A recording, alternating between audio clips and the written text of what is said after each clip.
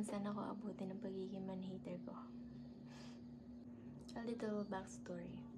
So, I have this weird encounters lately na these two guys, pansin ko na parang 2 months na nakalipas. Akala ko coincidence lang na maaligid-aligid, papansin. Binubrush up ko lang noong una, sabi ko, baka hindi naman ako, or baka coincident lang. Kasi nga, pag lumalabas ako, hindi naman lumalabas sa bahay, lalabas ako, bibili. Or may ganyan, pupuntahan sa... Lalabas ako, oversized shirt. Yung short ko, short na normal lang. Korean shorts na hanggang almost knees na. Pag lalabas nga ako, putla-putla ako. Gulgulo ng buhok ko.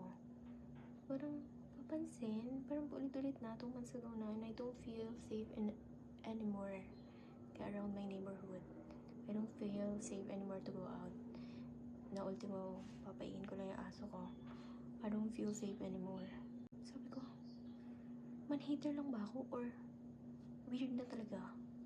Ganyan. Alam mo ginawa ko, sobrang visit ko. Sobrang visit ko. This is what I did. Oh. Sobrang ikli. See? Oh. Sobrang inis ko, sabi ko sa parlor, sa favorite ko magugupit. Kuya Ace, ikli mo. Sobrang ikli. Mukha akong lalaki. Sabi niya, sigurado ka pa? Galing lang ako doon ng September. Tapos sabi ko, okay, I'll see you next year.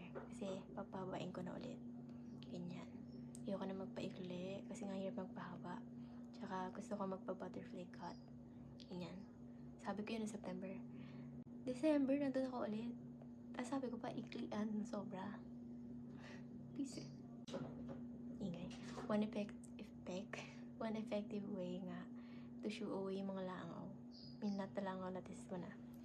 Show away yung mga stupid, mga lalaki. Ganyan. Pagupit ka ng maikli.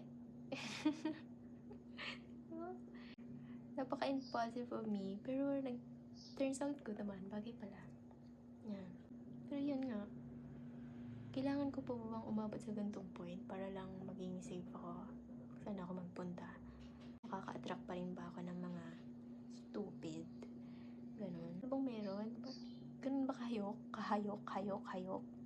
Palit-ulit na yun ha. Kasi nabis talaga ako eh.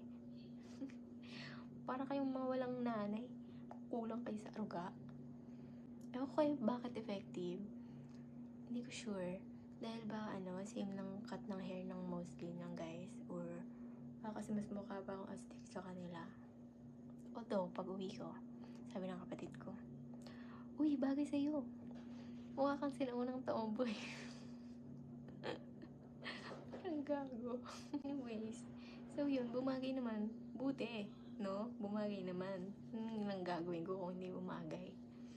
Tapos, para ma-counter ko yung bansag na tomboy nga, or mapagkamalang tomboy.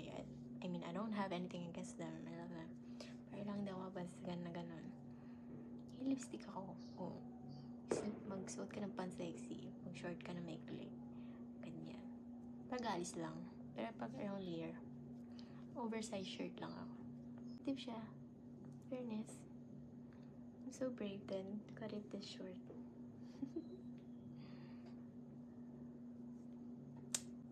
Yun lang.